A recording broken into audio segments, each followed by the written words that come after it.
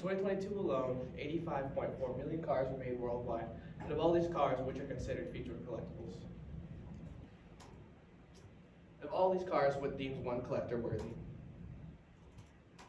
According to the Toronto Star, there are four main reasons: production numbers, uniqueness, body style, and sporty. So production numbers, cars with lower production numbers make them more collectible due to the rarity and uniqueness. Cars with unique and not so common features are more likely to be sought after in the future.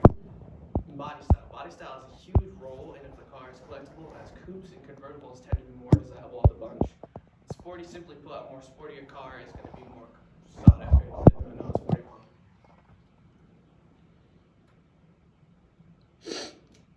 Why?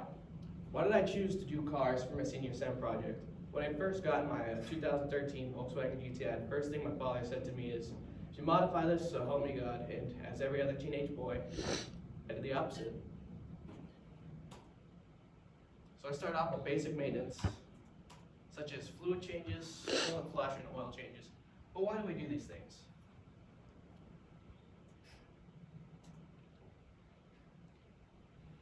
To understand why we do fluid changes, we must get an idea of the modern engine. Components such as the camshafts, valve, rods, and cranks withstand an extreme amount of wear and tear and need to be properly taken care of. To do this, we use oil in our motors to keep all these high-risk moving parts lubricated and protected.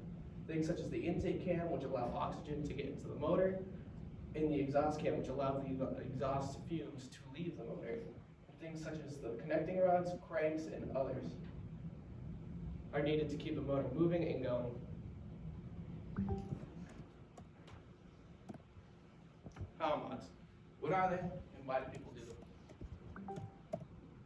Power mods is a term used to describe modifications of a car used to make it more efficient at making and putting down power. So one of the most common power mods is a cold air intake. What are they? Why do people do them? Cold air intake is a system that replaces the OEM and restricted factory intake on a car with a more free-flowing and larger diameter one, allowing colder and more oxygen-dense air to come in and power the motor. Another one is high-flow exhaust.